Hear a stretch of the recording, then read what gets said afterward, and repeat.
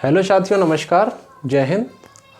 आप सभी का आपके अपने इस YouTube चैनल पे स्वागत करता हूं। साथियों, जैसा कि आपको पता है एसएससी जीडी का एग्ज़ाम 10 जनवरी से स्टार्ट हो रहा है और कुछ मेरे भाई बहन ऐसे होंगे जिनको मैथ्स में अभी भी प्रॉब्लम हो रही होगी। तो मैथ्स में एसएससी जीडी के जितने भी प्रीवियस ईयर क्वेश्चंस हैं उन क्वेश्चंस की एक सीरीज़ के तहत मैं आपको बताने की कोशिश करूँगा। एक सीरीज़ मैं लेकर आऊँगा स्पेशली मैथ्स और रीजनिंग की। तो आपको इन क्वेश्चन से ये अंदाज़ा होगा कि कितने आसान क्वेश्चन एसएससी जीडी में पूछे जाते हैं। बस आपको डर लग रहा है, उसी डर को दूर करने के लिए आप देखिए कि कितने आसान क्वेश्चन पूछे जाते हैं। तो आइए देखते हैं। देखिए, एसएससी जीडी प्रीवियस ईयर का क्वेश्चन है, ये 2018-19 में जो पेपर हुआ था उसका क्वेश्चन है। देखिए, पहला क्वेश्चन क्या है, यदि सोनू 20 मीटर प्रति सेकंड की गति से कार चला रहा है तो कितने समय में सोनू 936 किलोमीटर की दूरी तय करेगा। आपको पता है स्पीड, टाइम एंड डिस्टेंस का क्वेश्चन है ये। स्पीड, टाइम एंड डिस्टेंस में इकलौता एक फॉर्मूला होता है और वो फॉर्मूला क्या होता है, चाल बराबर दूरी बटा समय।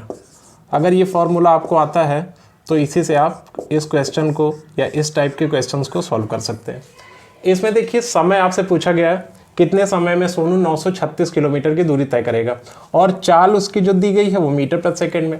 तो चाल को आप पहले किलोमीटर प्रति घंटा में कन्वर्ट कर लीजिए, क्योंकि दूरी आपकी किस में है, किलोमीटर में, और जो समय आपको दिया गया है ऑप्शन में वो घंटे में है, इसलिए आप इसको किस में कन्वर्ट करेंगे, किलोमीटर प्रति घंटा में। तो समय निकालने के लिए आपको क्या करना है, समय अगर इधर आ जाएगा तो दूरी बटा चाल हो जाएगा।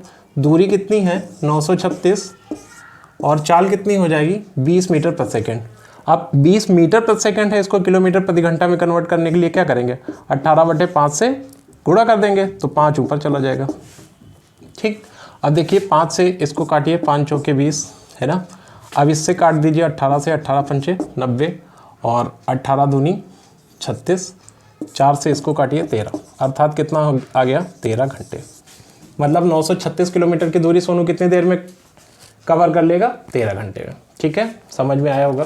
नेक्स्ट क्वेश्चन देखिए, ये शंकु का क्वेश्चन है ना।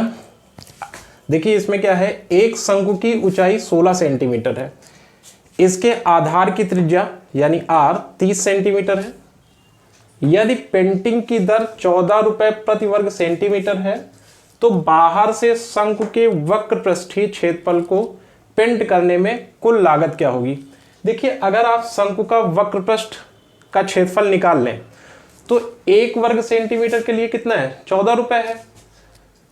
1 वर्ग सेंटीमीटर के लिए 14 रुपए की कॉस्ट आती, यानी 14 रुपए आपको देने पड़ते हैं। तो आप क्या करिए, आप इस शंकु का वक्र पृष्ठ निकालिए, क्योंकि ये पूछ रहा है कि शंकु के वक्र पृष्ठीय क्षेत्रफल को पेंट करने में कुल लागत क्या होगी। अब देखिए, जो शंकु का वक्र पृष्ठ का क्षेत्रफल होता है वो होता क्या है, मतलब उसका फॉर्मूला क्या होता है, वक्र पृष्ठ के क्षेत्रफल का पाई RL होता है। तो पाई की वैल्यू आपको पता है 22/7, आर की वैल्यू आपको पता है कितनी है, 30 है। अब ये L फंस रहा है, मतलब L जो तिर्यक ऊंचाई या तिरछी ऊंचाई होती है, इसको आप कैसे निकालेंगे। देखिए, आपके पास ऊंचाई है, आपके पास रेडियस है। अगर ये शंकु हम छोटा सा यहाँ पे बना लें, आई होप आपको समझ दिख रहा होगा ये। तो आप ये देखिए, ये शंकु हो गया, तो शंकु की ये ऊंचाई हो गई, क्या हो गई, ऊंचाई ये कितनी है, 16 सेंटीमीटर, और ये जो त्रिज्या है ये कितनी है, त्रिज्या आपकी 30 सेंटीमीटर, और ये क्या होती है, ये तिरछी ऊंचाई यानी तिर्यक ऊंचाई L होती है। आप देखिए यहाँ पर पाइथागोरस थ्योरम लग जाएगा, ये 90 डिग्री है ना। ये कर्ण हो गया आपका, ये आधार हो गया, और ये क्या हो गई, ऊंचाई। तो आपको पता है पाइथागोरस थ्योरम से क्या होता है, इस वर्ग की भुजा का यानी इस भुजा का वर्ग और इस भुजा का वर्ग करके आप जोड़ देंगे तो ये कितना हो जाएगा, 900, और ये 256 यानी 9 2 11, 1156 का वर्गमूल लेंगे तो कितना आ जाएगा, 34। अर्थात आपकी जो तिरछी ऊंचाई है वो कितनी हो जाएगी, 34। तो आप L की वैल्यू कितनी रखेंगे, 34। ये क्या आ गया आपका, इतना आ गया आपका वक्र पृष्ठीय क्षेत्रफल। कितना आ गया, 22/7 गुणा 30 गुणा 34। ठीक, अब देखिए 1 वर्ग सेंटीमीटर के लिए 14 रुपए, तो इतने वर्ग सेंटीमीटर के लिए कितने रुपए आपको देने होंगे, इंटू 14। अगर हम 14 से गुणा कर दें तो आपकी टोटल कॉस्ट आ जाएगी। देखिए 14 से आप गुणा करेंगे तो इसको सॉल्व कर लीजिए, 7 दूनी 14, अब 2 आया, 22 दूनी 44, 44 गुणा 30 कितना हो जाएगा 0, 3 चौक 12, 3 चौक 12 1 13, और यहाँ 34, 34 से गुणा करेंगे तो आप देखिए 34 से गुणा कर लीजिए, पहले 30 से गुणा कर दीजिए, 0 0, 3 दूनी 6 और 13 3 39, फिर 4 से गुणा कर दीजिए, 0 4 दूनी 8 है ना, 13 चौके 52, अब जोड़ लीजिए 0 8 6 2 8 9 5 14 3 1 4, यानी 4400 कितना हो गया ये 44,880, 44,880 रुपये आपको टोटल कॉस्ट आएगी। तो ये आपका आंसर हो जाएगा। देखिए अगर इससे डायरेक्ट क्वेश्चन पूछ लिए जाते हैं, अगर आपको फॉर्मूला आ रहा है तो फॉर्मूले के हिसाब से आप डायरेक्ट क्वेश्चन को सॉल्व कर लेंगे। इसी तरीके से कभी कभी शंकु का आयतन पूछ लेगा, तो आयतन क्या होता है 1/3 पाई आर स्क्वायर एच। शंकु का वक्र पृष्ठ क्या होता है पाई आर एल। शंकु का संपूर्ण पृष्ठ क्या होता है, देखिए पाई आर एल, तो इसका क्या हो गया वक्र पृष्ठ, और अगर इसमें आप पाई आर स्क्वायर जोड़ दें, पाई आर स्क्वायर का मतलब ये देखिए, ये आप अगर समझ पा रहे हैं तो ये वृत्तनुमा है, वृत्ताकार है, तो वृत्त का क्षेत्रफल अगर आप जोड़ देते हैं तो ये संपूर्ण पृष्ठ का क्षेत्रफल बन जाता है। और यहाँ पर अगर आप पाई आर कॉमन ले लें तो क्या हो जाएगा एल प्लस आर। ये क्या हो गया शंकु का संपूर्ण पृष्ठ। तो डायरेक्ट अगर आपको फॉर्मूले आते हैं तो फॉर्मूले बेस्ड पर ही क्वेश्चन आपसे पूछ लिया जाता है, ठीक है। आयतन 1/3 पाई आर स्क्वायर एच, और इसका संपूर्ण पृष्ठ पाई आर एल प्लस आर, और वक्र पृष्ठ पाई आर एल, ठीक। आई होप आपको समझ में आ रहा होगा। देखिए अगला क्वेश्चन जो इसमें पूछा गया है, 22 छात्रों के समूह का औसत वजन 1 किलोग्राम बढ़ जाता है जब शिक्षक का वजन भी शामिल होता है। यदि 22 छात्रों के समूह का प्रारंभिक औसत वजन 31 किलोग्राम था तो शिक्षक का वजन बताइए। देखिए टोटल ओवरऑल अगर देखे जाए तो 22 छात्र हैं और इनका औसत वजन क्या था प्रारंभिक 31 किलोग्राम था, मतलब हर एक छात्र 31 किलोग्राम का था। हर एक छात्र कितने का था, औसत वजन का मतलब क्या हुआ कि प्रत्येक छात्र 31 किलोग्राम का, 31 31 31, यानी टोटल 22 हैं और प्रत्येक लगभग 31 किलोग्राम के हैं। फिर क्या कह रहा है कि समूह का औसत वजन 1 किलोग्राम बढ़ जाता है। कब बढ़ जाता है, जब शिक्षक का वजन भी शामिल होता है, मतलब एक शिक्षक आ जाता है। तो अभी तक 22 लोग थे, 22 छात्र थे, अब एक शिक्षक आ गया, एक शिक्षक आया तो टोटल कितने लोग हो गए 23 लोग हो गए। कितने लोग हो गए 23, और 1 किलोग्राम सब में बढ़ जाता है, तो इसका मतलब 23 किलोग्राम की बढ़ोतरी हो जाएगी। भाई शिक्षक जो आया होगा वो कम से कम 31 किलोग्राम का होगा, कम से कम, क्योंकि बढ़ रहा है ना, एक किलोग्राम बढ़ रहा है, तो 31 किलोग्राम का। जबकि ये क्या बता रहा है कि 22 छात्रों के समूह का औसत वजन 1 किलोग्राम बढ़ जाता है जब शिक्षक का वजन भी शामिल होता है। 22 छात्रों के समूह का प्रारंभिक औसत वजन 31 किलोग्राम, तो जो शिक्षक आया होगा वो 31 किलोग्राम से कम नहीं होगा, तो इसको हमने आधार मान लिया 31 किलोग्राम। और अब क्या कह रहा है 1 किलोग्राम बढ़ जाता है, तो 22 तो यही है, 1 किलोग्राम बढ़ के कितना हो गया 22 किलोग्राम, और एक शिक्षक भी ऐड हो गया, तो ये कितना हो गया 23 किलोग्राम। अब अगर इन दोनों को जोड़ लें तो 3 1 4 3 2 5, मतलब जो शिक्षक आया उसका वजन क्या है 54 किलोग्राम। आई होप आपको समझ में आ रहा होगा। चलिए नेक्स्ट क्वेश्चन पे चलते हैं। नेक्स्ट क्वेश्चन देखिए, दो वस्तुओं का मूल्य क्रमशः 3:2 के अनुपात में है। पहली वस्तु के मूल्य में 40% की वृद्धि हुई है और दूसरी वस्तु के मूल्य में x% की कमी हुई है। यदि दो वस्तुओं के मूल्य का नया अनुपात 7:3 है तो x की वैल्यू क्या होगी। देखिए लैंग्वेज से थोड़ा सा टफ लग रहा है लेकिन क्वेश्चन बहुत आसान है। दो वस्तुओं का मूल्य क्रमशः कितना है 3:2, 3:2। कह रहा है पहली वस्तु के मूल्य में 40% की वृद्धि। 40% की वृद्धि का मतलब क्या है, देखिए कोई भी वस्तु अपने आप में 100% होती है, 40% की वृद्धि का मतलब क्या हो गया कि इसको हम 140% पे लेके चले जाएंगे। 140% का मतलब क्या हुआ 140/100। फिर क्या कहा कि दूसरी वस्तु के मूल्य में x% की कमी हुई, मतलब ये भी अपने आप में 100%, तो 100% से x% की कमी हुई तो क्या हुआ 100 - x%, तो 100 - x% का मतलब नीचे बटा 100 हो जाता है। बात समझ रहे होंगे, गुणा हो जाएगा। अब ये इसका नया अनुपात बन गया और नया अनुपात दिया है इन्होंने कितना 7:3। अब इसी को आप सॉल्व कर लीजिए। देखिए इससे ये कैंसिल आउट हो जाएगा। अनुपात का मतलब आपको पता ही है कि बटा होता है, तो 3 × 140 बटा 2 गुणा 100 माइनस एक्स, और इधर कितना हो जाएगा 7 बटा 3। 7 से इसको कैंसिल कर दीजिए, 20 सत्ते 140 होता है, 2 से इसको कैंसिल करिए 10 हो जाएगा, 3 इधर आएगा तो 9, 9 गुणा 10 कितना हो जाएगा 90,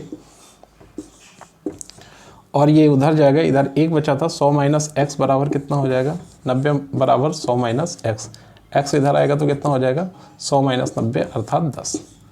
तो एक्स की वैल्यू कितनी हो जाएगी 10, है ना। मतलब कितने प्रतिशत की कमी हुई थी 10% की। ये क्वेश्चन देखिए, ये सिक्के वाले क्वेश्चन भी आपके एग्जाम में पूछे जाते हैं और ये पूछे गए ही सारे क्वेश्चन हैं जो आपको बताए जा रहे हैं। देखिए क्वेश्चन क्या है, एक बैग में 1 रुपये, 2 रुपये और 5 रुपये के सिक्कों के मूल्य में 420 रुपये है।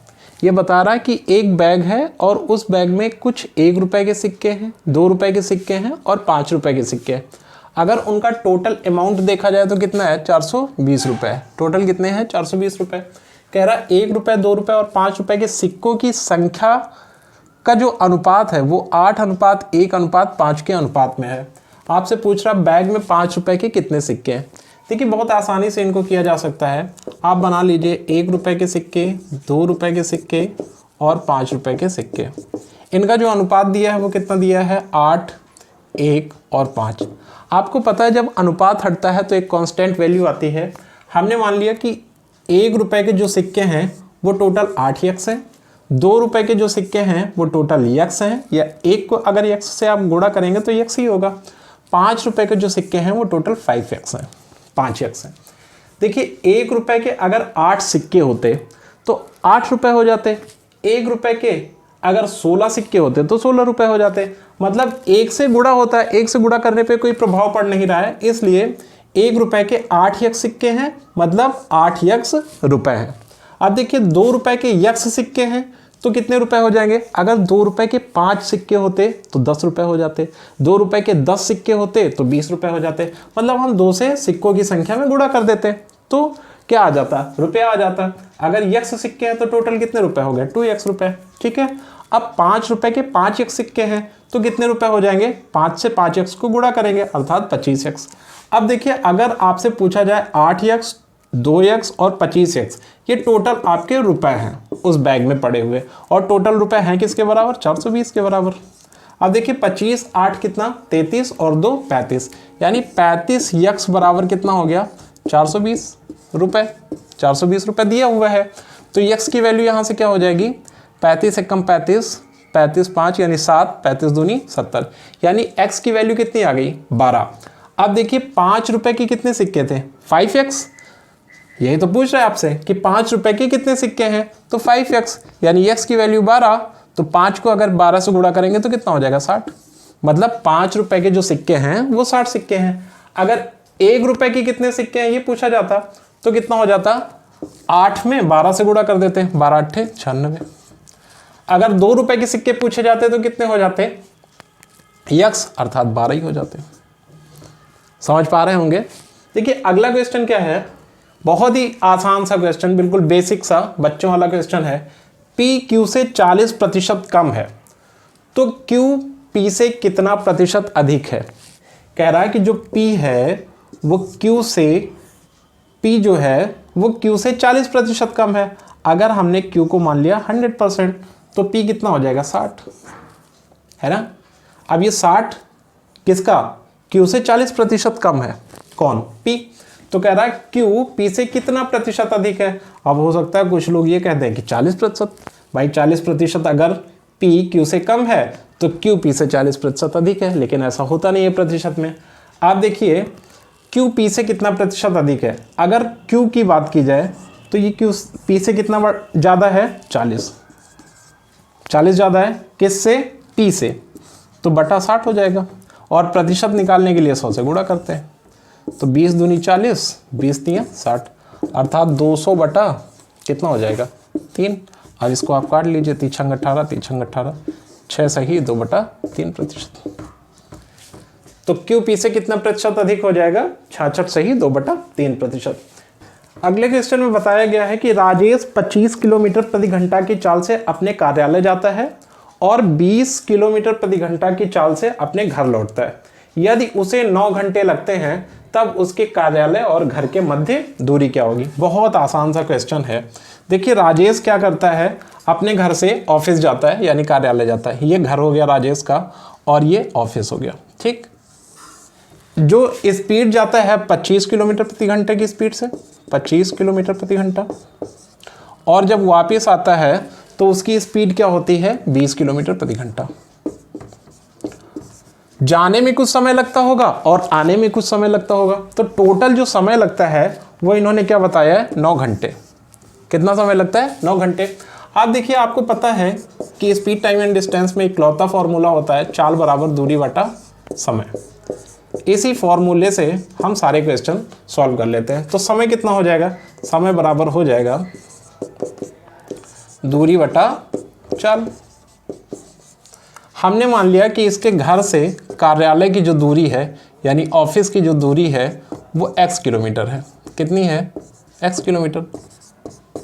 तो x जाएगा और x आएगा। तो देखिए जाने में जो लगने वाला समय है वो कितना है, दूरी बटा चाल। चाल क्या हो जाएगी 25, यानी दूरी x और बटा 25। ये क्या हो गया, राजेश द्वारा घर से कार्यालय जाने में लिया गया समय। ठीक, समय बराबर कितना होता है दूरी बटा चाल। अब जब वापिस आ रहा है तो यही दूरी कवर करेगा, यही दूरी तो तय करेगा। कार्यालय से घर वापस आएगा तो दूरी तो सेम रहेगी। तो दूरी बटा कितना हो जाएगा, चाल आपकी बदल जाएगी 20। ये क्या है, कार्यालय से वापस आने में लिया गया समय राजेश द्वारा। राजेश अपने घर से जब कार्यालय जाता है तो इतना समय लेता है और कार्यालय से जब घर आता है तो इतना समय लेता है। दोनों को अगर हम जोड़ दें तो ये टोटल समय हो जाएगा और टोटल समय दिया कितना है 9 घंटे के बराबर।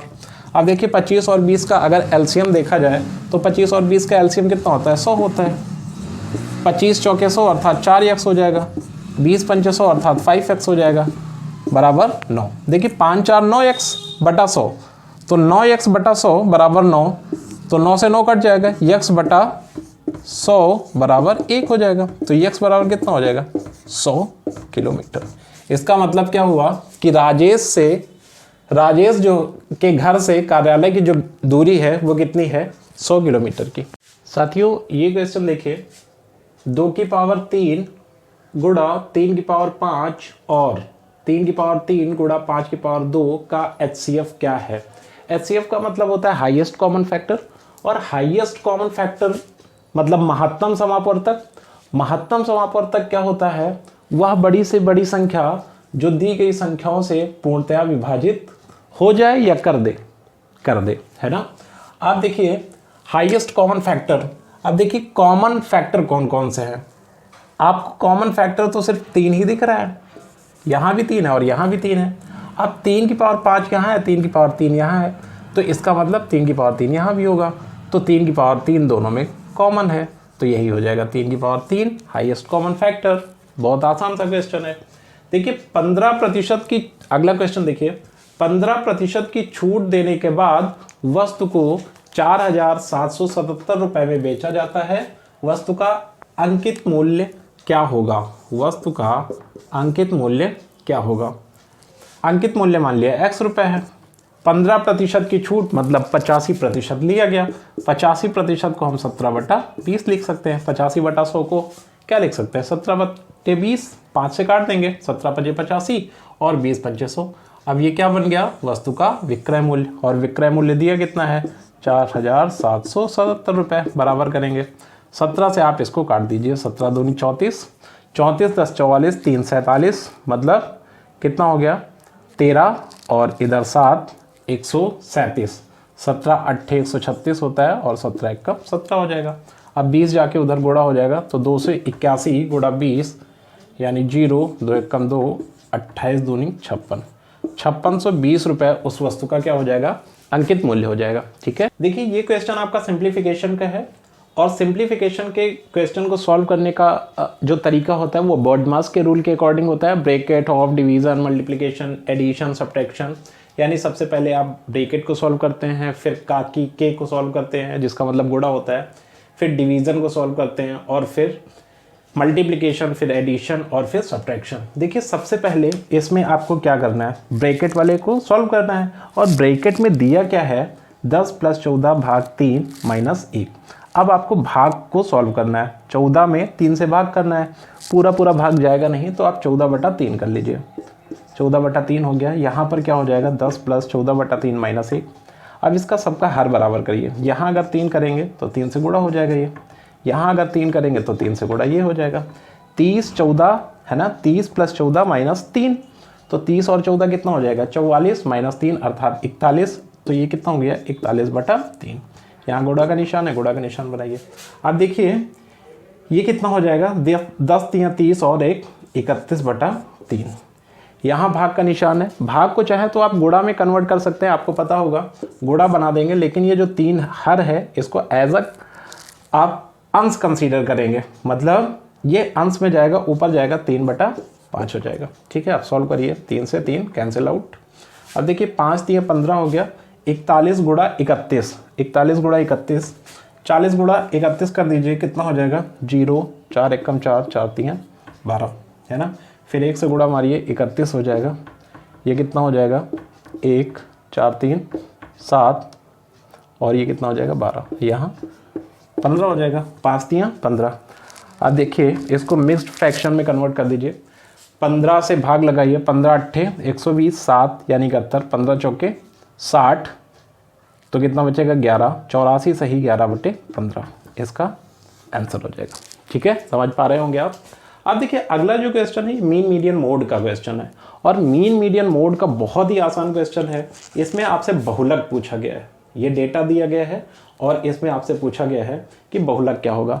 बहुलक मतलब मोड, और बहुलक का मतलब होता है कि इस डेटा में जो मैक्सिमम रिपीटिशन हुआ हो जिस डिजिट का, जो डिजिट ज़्यादा बार रिपीट हुई हो वही हो जाएगा आपका बहुलक। देखिए देखने से पता चलता है कि 0 भी कई बार आया है, 5 भी कई बार आया है और 2 भी कई बार आया है। तो इनमें से सबसे ज़्यादा बार जो आया होगा वही आपका बहुलक हो जाएगा। आप देखिए पहले 0 कितनी बार आया है, 1 0 ये है और 1 ये है, 1 ये है, 3 बार 0 आया है। 5 कितनी बार आया है, 1 2 3, 3 बार 5 आया है। अगर हम 2 की बात करें, यानी 0 और 5 कितने 3 बार आए हैं। 2 की बात करें तो 1 2 यहाँ है, 1 यहाँ है, 1 यहाँ है और 1 यहाँ है ना। मतलब 2 जो हैं वो 4 बार आए। तो इसका जो बहुलक हो जाएगा मैक्सिमम टाइम्स 2 आया है, यानी 2 की जो पुनरावृत्ति है, जो रिपीटेशन है वो कई बार हुआ है। तो इसका बहुलक क्या हो जाएगा, 2। देखिए बहुलक 1 से ज़्यादा भी अंक होते हैं। जैसे यहाँ पर सपोज 2 ना होता है इस डेटा में, तो 0 और 5 बराबर थे। 0 भी कितनी बार, 3 बार आया था और 5 भी 3 बार आया था। तो इसका बहुलक कितना हो जाता है, 0,5। लेकिन 2 इनसे भी ज़्यादा बार आ गया है तो क्या हो जाएगा, 0,5 ना होके 2 हो जाएगा। आई होप आप समझ रहे होंगे। तो चलिए साथियों, इस वीडियो में हम लोग इतना ही रखते हैं, नहीं तो बहुत लंबी वीडियो हो जाएगी। अगली वीडियो में फिर से आपसे हम मुलाकात करते हैं। आई होप कि जो आपको बताया गया समझ पा रहे होंगे। और ये सारे क्वेश्चन प्रीवियस ईयर क्वेश्चन हैं, इनको आप थोड़ा सा समझेंगे, ध्यान से प्रैक्टिस करेंगे बार बार, तो आपके लिए चीज़ें और आसान हो जाएंगी। मिलते हैं नेक्स्ट वीडियो पे, तब तक के लिए जय हिंद।